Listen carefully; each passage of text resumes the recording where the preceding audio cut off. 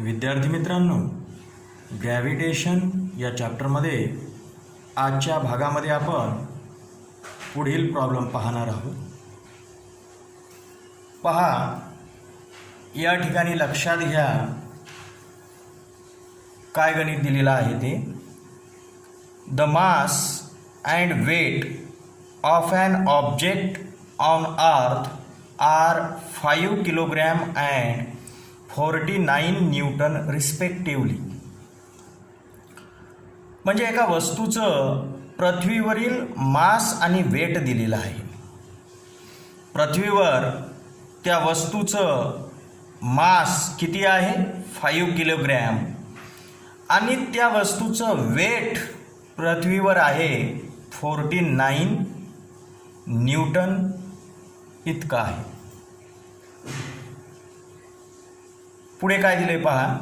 What will be their values on the moon. मग पृथ्वीवर जर त्या वस्तूचं मास 5 किलोग्रॅम असेल आणि वेट 49 न्यूटन एवढा असेल, तर त्या वस्तूचं मूनवरील वेट किती असेल आणि मास किती असेल हे आपल्याला काढायचं. पुढे काय दिलंय पहा. Assume that the acceleration due to gravity on the moon is 1/6 of that on the earth. आणि काय सांगितलेलं आहे की मूनवर जी ॲक्सलरेशन ड्यू टू ग्रॅव्हिटी आहे, म्हणजे जीची जी व्हॅल्यू आहे ती अर्थच्या 1/6 आहे. मग आपल्याला या सर्व माहितीवरून आपल्याला मूनवर त्या वस्तूचे मास किती आणि वेट किती हे काढायचं आहे. पहिल्यांदा आपण गिव्हनमध्ये ज्या काही क्वांटिटीज दिलेल्या आहेत त्या लिहून घेऊ.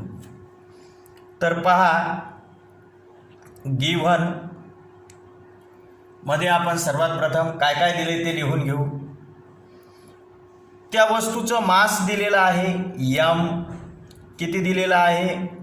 5 किलोग्रॅम. ते आपण लिहिलं. त्यानंतर त्या वस्तूचं वेट दिलेलं आहे. वेट कुठे? अर्थवरील. वेट ऑन द अर्थ. आता आपल्याला माहीत आहे की कुठल्याही वस्तूवर किंवा कुठल्याही वस्तूचं जेव्हा आपण वेट सांगत असतो, हे वेट म्हणजे त्या वस्तूवर लागलेलं ग्रॅव्हिटेशनल फोर्स असतं. म्हणजे वेट यालाच आपण ग्रॅव्हिटेशनल फोर्स असं म्हणतो, त्या वस्तूवर लागलेलं. मग पृथ्वीवर म्हणजे अर्थवर त्या वस्तूवर लागलेलं ग्रॅव्हिटेशनल फोर्स आपल्याला दिलेला आहे किती? 49 न्यूटन. ते आपण इथं लिहून घेऊ. यानंतर आपल्याला काय दिलेलं आहे की मून वरील acceleration due to gravity. Acceleration due to gravity on moon किती सांगितली? 1/6 of that on the earth. म्हणजे पृथ्वीवर जे काही ॲक्सलरेशन ड्यू टू ग्रॅव्हिटी आहे, पृथ्वीवर जी काही ॲक्सलरेशन ड्यू टू ग्रॅव्हिटी आहे त्याच्या 1/6 ही कुठे असेल? चंद्रावर असेल, म्हणजे मूनवर असेल ॲक्सलरेशन ड्यू टू ग्रॅव्हिटी. ते आपण इथं लिहून घेतलं. म्हणजे मूनवरील ॲक्सलरेशन ड्यू टू ग्रॅव्हिटी ही अर्थवरील ॲक्सलरेशन ड्यू टू ग्रॅव्हिटीच्या 1/6 असेल. हे या पद्धतीने आपण लिहून घेतलं. आता या ठिकाणी लक्षात घ्या की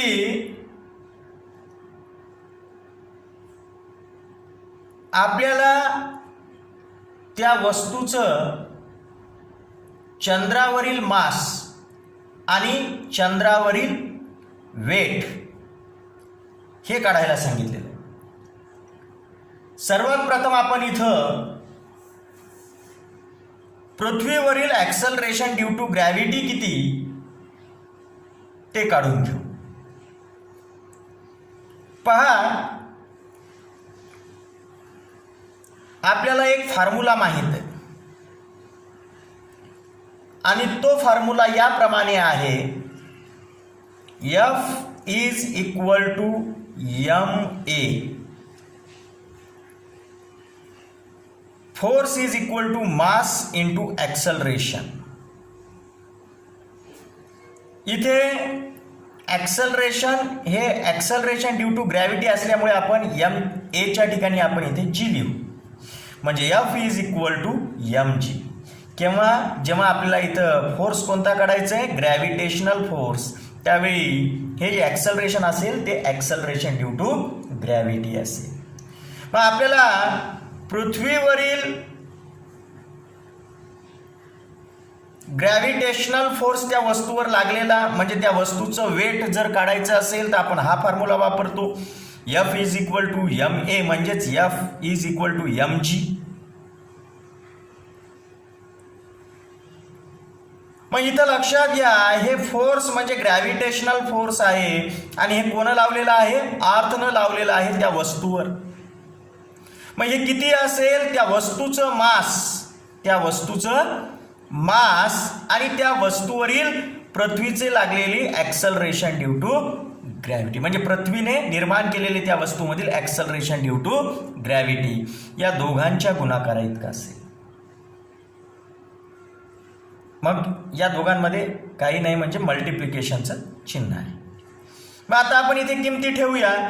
मला सांगा, त्या वस्तूवर पृथ्वीचं ग्रॅव्हिटेशनल फोर्स किती लागत आहे हे पहा. त्या वस्तूवर पृथ्वीचं ग्रॅव्हिटेशनल फोर्स 49 न्यूटन लागत आहे. हेच त्या वस्तूचं वेट आहे पृथ्वीवरील, ते आपण इथं लिहू. त्याची किंमत 49 इज इक्वल टू त्या वस्तूचं मास किती आहे 5, ते 5 इथं लिहून घेऊ.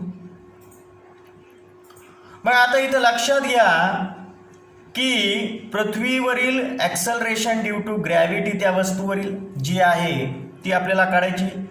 ती जशाच तशी इथं आपण क्वांटिटी ठेवलेली आहे. आता इथं सांगा, हे 5 गुणाकारातले इकडे कशात जातील, 49/5 is equal to acceleration due to gravity on अर्थ.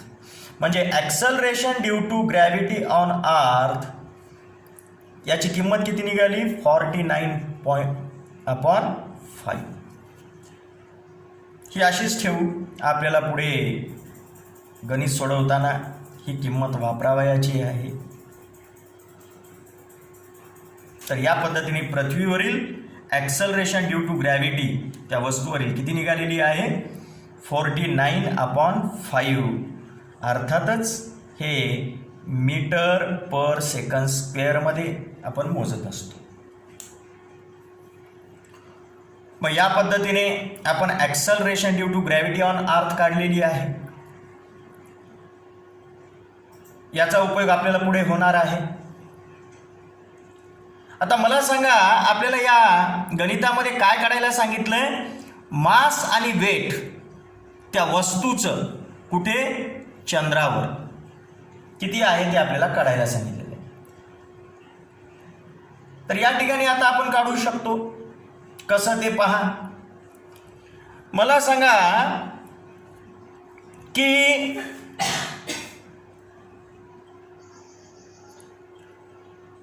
मूनवरील ग्रॅव्हिटेशनल फोर्स म्हणजेच मूनवरील त्या वस्तूचं वेट असेल.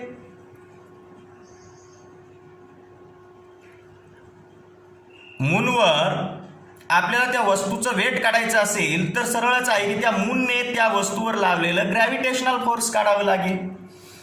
आणि ग्रॅव्हिटेशनल फोर्स काढण्याचा फॉर्म्युला आपण असा मांडू शकतो, M इंटू GM. हाच फॉर्म्युला आहे. F is equal to MG. हे पहा, F is equal to MG.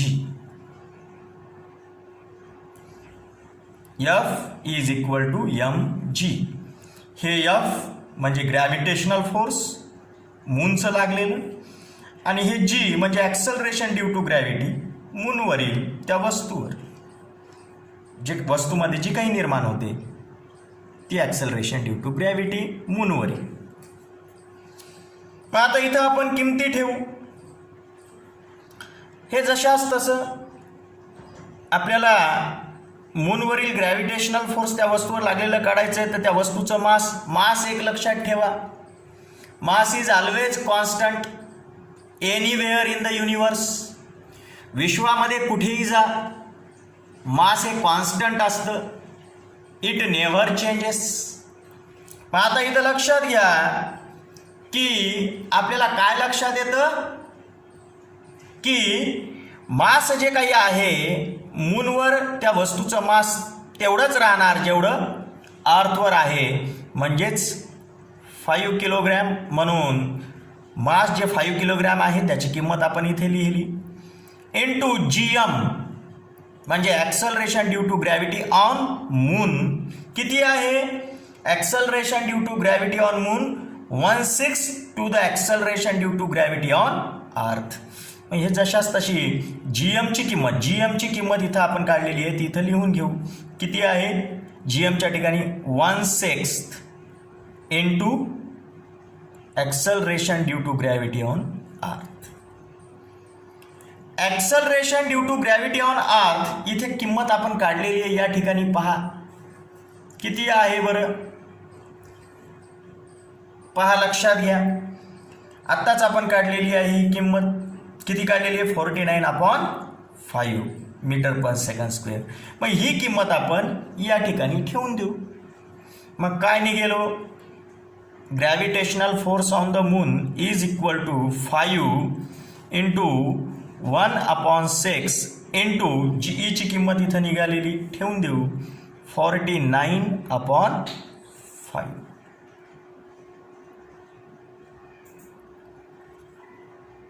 5 gate cancelled. आता काय राहिले पहा. Force on moon is equal to 49/6. आपण भाग देऊ, 6 भाग देऊ 49ला. 6 8 48 म्हणजे 8चा भाग जातो. 6 8 48 49मधून 48 गेले, 1 उरला, पॉईंट दिला, 10 झाले. 6 1 6, 10मधून 6 गेले, 4 उरले, 40 झाले. 6 6 36, 6चा भाग गेला, 40मधून 36 गेले, पुन्हा 4 उरले, पुन्हा 40 झाले. 6 6 36. या पद्धतीने हे काय निघालं? Gravitational force on the moon on that object. त्या वस्तूवर ग्रॅव्हिटेशनल फोर्स जे काही त्या मूनचं लागत आहे ते निघालेलं आहे. किती निघालेलं आहे? F gravitational force of moon on that object is equal to 8.1. हे 6 सोडून देऊ. जर हे सोडून द्यायचं असेल तर या 6मध्ये आपल्याला +1 मिसळावा लागतो, म्हणजे या ठिकाणी आपण 7 घेऊ. तर काय निघालं पहा. Gravitational force of moon on that object is equal to 8.17. हे फोर्स आहे, आपण ते न्यूटनमध्ये मोजतो. तर या पद्धतीने हे फोर्स जे मूनचं कोणावर लागलेलं आहे? त्या वस्तूवर लागलेलं आहे. हे फोर्स म्हणजे दुसरं तिसरं काही नसून काय आहे? त्या वस्तूचं वेट आहे. म्हणून देअरफॉर वेट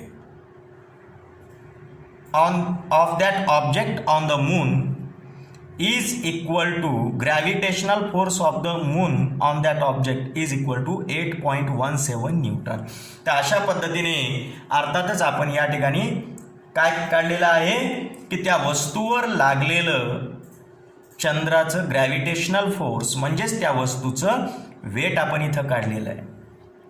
मला सांगा या ठिकाणी आपण पाहिलेलं आहे, काय पाहिलेलं आहे की पृथ्वीवर त्या वस्तूचं वेट किती आहे? 49 न्यूटन. पण चंद्रावर किती आहे त्या वस्तूचं वेट? 8.17 न्यूटन. आता मास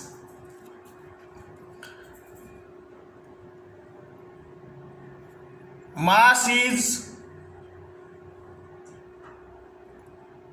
constant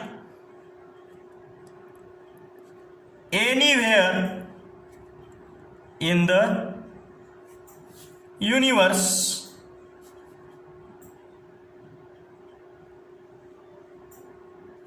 therefore mass of that object on the earth is equal to mass of that object on the moon. अर्थवर जे मास असेल तेच मूनवर असेल. मग किती असेल? सरळच आहे. मास 5 किलोग्रॅम आहे अर्थवर, तर मूनवर सुद्धा तेवढंच असेल. हे आपण इथं सांगू शकतो. काय लिहिले पहा पुन्हा एकदा. इथे काय लिहिले आपण? Mass of that object on the earth is equal to mass of that object on the moon, because mass is always constant anywhere in the universe, and therefore mass of that object on the moon is equal to 5 kilogram. तर अशा पद्धतीने आपण या ठिकाणी अर्थातच मूनवरील weight त्या वस्तूचं आणि मूनवरील मास त्या वस्तूचं काढलेलं आहे. यानंतर या गणिताकडे आपण लक्ष देऊ. काय दिले ते पहा. An object thrown vertically upwards reaches a height of 500 meter. एक वस्तू वर फेकली आणि ही वस्तू वर फेकल्यानंतर ती किती हाईटपर्यंत वर जाते? 500 मीटर इतक्या उंचीपर्यंत ती वस्तू जाते. What was it's initial velocity? मग ती वस्तू जर आपण वर फेकली, ती 500 मीटर उंच गेली, तर फेकताना तिची सुरुवातीची व्हेलॉसिटी म्हणजे इनिशियल व्हेलॉसिटी किती असेल ते आपल्याला काढायचे.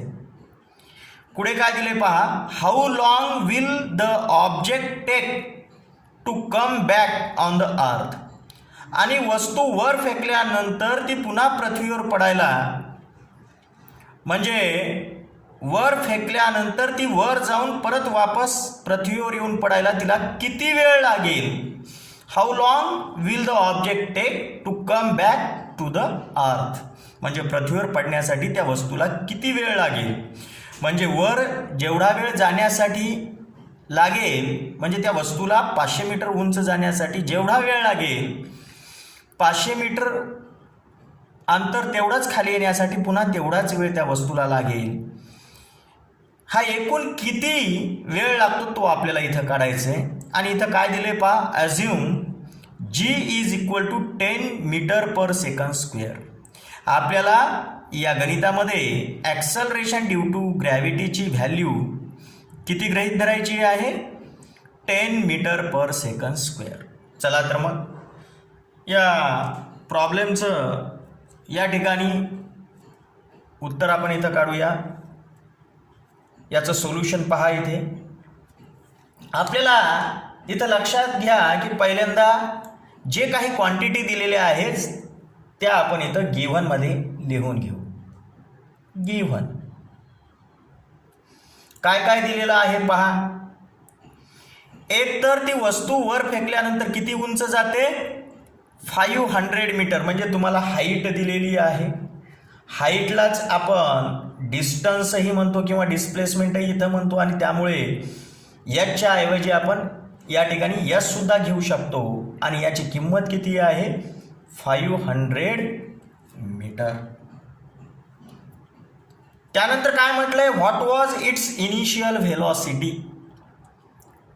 तर यावेळी फेकताना त्या वस्तूची सुरुवातीची व्हेलॉसिटी किती असेल हे तुम्हाला काढायला सांगितलंय. म्हणजे तुम्हाला यू काढायचं आहे. यू म्हणजे इनिशियल व्हेलॉसिटी. त्यानंतर काय काढायचं तुम्हाला, how long will the object take to come back to the earth. ती वस्तू वर जाऊन पृथ्वीवर पडेपर्यंत त्या वस्तूला लागलेला वेळ काढायचा आहे. म्हणजे टाइम तुम्हाला काढायचे, टी या ठिकाणी काढायचे. आणि पुढे काय दिले पहा, assume G is equal to 10 metre per second square. म्हणजे तुम्हाला जीची व्हॅल्यू दिलेली आहे. किती दिलेली आहे, 10 मीटर पर सेकंड स्क्वेअर. या ठिकाणी आणखीन एक व्हॅल्यू दिलेली आहे. जर हे गणित आपण व्यवस्थित वाचलं तर आपल्याला काय लक्षात येतं पहा, की वस्तू वर फेकल्यानंतर 500 मीटर उंच जाते आणि पुन्हा तिथून ती वापस खाली येते. म्हणजे वर जशी जशी ही वस्तू जाईल, जशी जशी ही वस्तू वर जाईल तसं तशी तिची व्हेलॉसिटी कमी होत जाईल आणि शेवटी 500 मीटरवर त्या वस्तूची व्हेलॉसिटी किती होईल, 0 होईल. आणि त्यानंतर पुन्हा वस्तू खाली पडायला लागेल. म्हणजे तुम्हाला या ठिकाणी फायनल व्हेलॉसिटी दिलेली आहे किती, 0 मीटर पर सेकंद. कारण शेवटी वर 500 मीटर अंतरावर पोहोचल्यानंतर त्या वस्तूची व्हेलॉसिटी 0 होणार आहे. म्हणून फायनल व्हेलॉसिटी आपण किती घेतली, 0 मीटर पर सेकंद. तर अशा पद्धतीने आपल्याला या व्हॅल्यूज दिलेल्या आहेत. या व्हॅल्यूजमध्ये आपण यू आणि टी काढणार आहोत. आपल्याला एस दिलेला आहे, जी दिलेला आहे, व्ही दिलेला आहे. मग अशा वेळी आपल्याला यूची किंमत Newton's third equation of motion वरून काढता येते. कोणाची किंमत, यूची किंमत. त्याच्यासाठी आपल्याला कोणत्या इक्वेशनचा यूज करावा लागेल, या ठिकाणी Newton's third equation of motion. Using Newton's third equation of motion. काय आहे थर्ड इक्वेशन ऑफ मोशन, न्यूटनचं, v square is equal to you square plus 2as. या ठिकाणी आपल्याला एच्या ठिकाणी ॲक्सलरेशनच्या ठिकाणी आपल्याला ॲक्सलरेशन ड्यू टू ग्रॅव्हिटी घेऊन हाच फॉर्म्युला असा लिहिता येतो, V square equal to you square plus 2gs. या ठिकाणी आपण किमती ठेवूया. व्हीची किंमत आहे 0 म्हणून 0 square is equal to you square काढायचे म्हणून जशाच तसं ठेवू, प्लस हे 2 इंटू हे जी. आता इथे लक्षात घ्या की वस्तू वर चाललेली आहे आणि ॲक्सलरेशन ड्यू टू ग्रॅव्हिटी याचं डायरेक्शन खालच्या दिशेनं असतं. म्हणजे वस्तूचं मूव्हिंग डायरेक्शन अपवर्ड आहे तर acceleration due to gravity downward आहे. म्हणजे या ठिकाणी मोशन आणि ॲक्सलरेशन ड्यू टू ग्रॅव्हिटी हे एकमेकांना अपोजिट डायरेक्शनमध्ये आहे. त्यामुळे या ठिकाणी आपल्याला आता जीची व्हॅल्यू जी आहे ती मायनस घ्यावी लागते.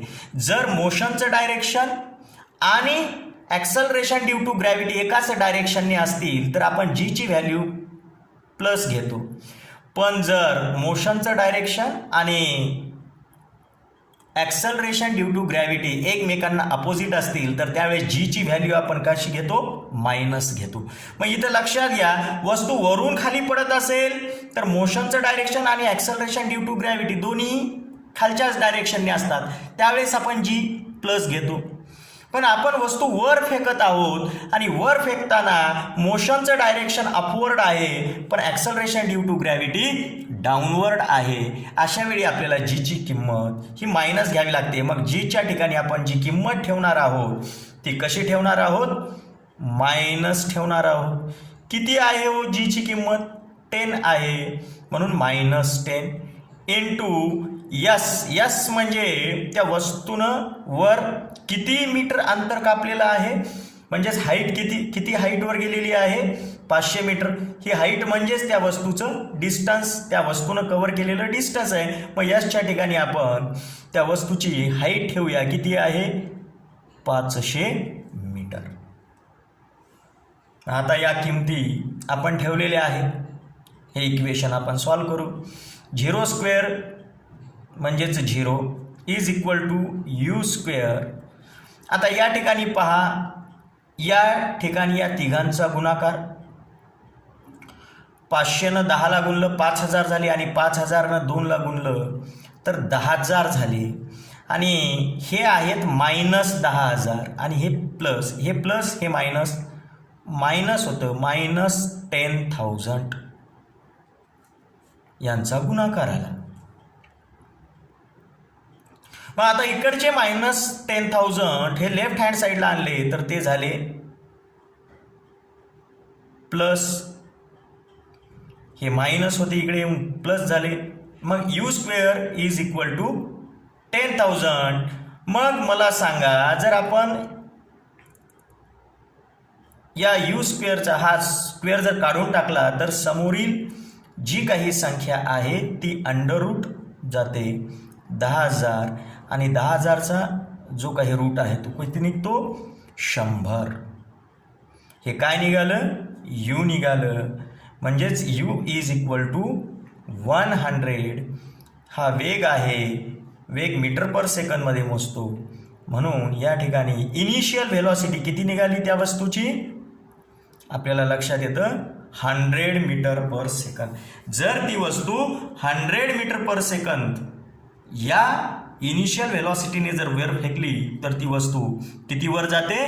500 मीटर वर जाते. हे लक्षात येतं. हे झालं u म्हणजे इनिशियल व्हेलॉसिटी आपण काढली. आणखीन काय काढायचे? टी काढायचे.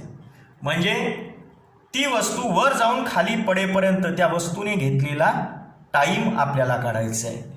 तो आपण इथे काढूया. पहा, लक्षात घ्या. आता आपल्याला या ठिकाणी पुन्हा एकदा न्यूटनच्या इक्वेशन ऑफ मोशनचा उपयोग करावा लागणार आहे. कुठल्या? आपल्याला टी काढायचे, आपल्याला व्ही माहीत आहे, यू माहीत आहे आता, आणि जी माहीत आहे म्हणजेच ए माहीत आहे. तर अशा वेळी आपल्याला न्यूटनच्या फर्स्ट इक्वेशन ऑफ मोशनचा उपयोग करून टीची व्हॅल्यू काढता येते. मग इथे लक्षात घ्या, using Newton's first equation of motion. काय आहे न्यूटनचं first equation of motion? V is equal to u plus AT. हे इक्वेशन आहे. यालाच आपण असं लिहू शकतो, v equal to u plus ॲक्सलरेशनच्या ठिकाणी ॲक्सलरेशन ड्यू टू ग्रॅव्हिटी, म्हणजे v is equal to u plus GT. किमती ठेवूया. व्हीची किंमत आहे 0, यूची किंमत आत्ताच काढलेली आहे 100, प्लस जीची किंमत किती आहे? जीची किंमत आहे 10, परंतु या ठिकाणी कशी घ्यायची आहे? मायनस घ्यायची आहे, कारण वस्तू वर फेकलेली आहे, मोशनचं डायरेक्शन वर आणि जी खालच्या डायरेक्शनने असते म्हणून ते मायनस घेतलं. जीची व्हॅल्यू आपण मायनस घेतली. आणि इनटू आपल्याला टाईम काढायचा, तो असाच लिहू, टीला टी.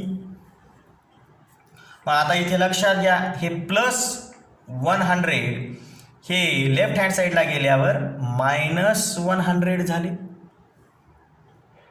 प्लसचे मायनस झाले दुसऱ्या बाजूला आल्यामुळे. आणि या ठिकाणी पहा, प्लस मायनस मायनस -10 टी सोबत गुणाकारात आहेत म्हणजे इकडे येऊन ते भागाकारात गेले. -10 इज इक्वल टू काय राहिलं टी. या ठिकाणी पहा मायनस मायनस प्लस झाले. 0 0 गेट कॅन्सल म्हणजेच काय आले हो टीची व्हॅल्यू काय आली या ठिकाणी. Therefore T is equal to 10 second.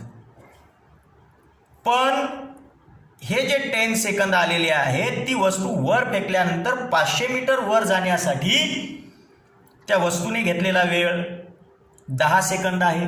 वस्तू वर जाण्यासाठी 10 सेकंद वेळ घेते, वापस येण्यासाठी पुन्हा तेवढाच वेळ घेते म्हणजे 10 सेकंद. म्हणजे वर जाऊन खाली पडेपर्यंत वस्तूने किती वेळ घेतलेला आहे टोटल घेतलेला आहे 20 सेकंद. हे आपण इथं लक्षात घ्यावं लागतं.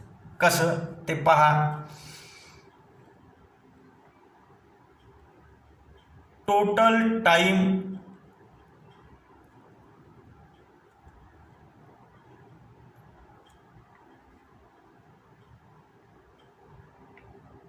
Taken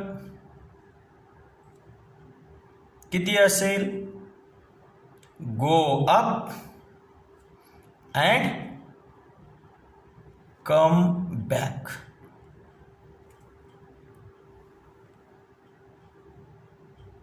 go up and come back. Go अपसाठी 10 सेकंद, कम बॅकसाठी 10 सेकंद म्हणजेच 2 इंटू जाण्यासाठी आणि येण्यासाठी म्हणजे असं दोनदा किती वेळ घेतलेला आहे 10 सेकंद जाण्यासाठी 10 सेकंद येण्यासाठी म्हणजेच किती आलेला आहे टोटल 20 सेकंद.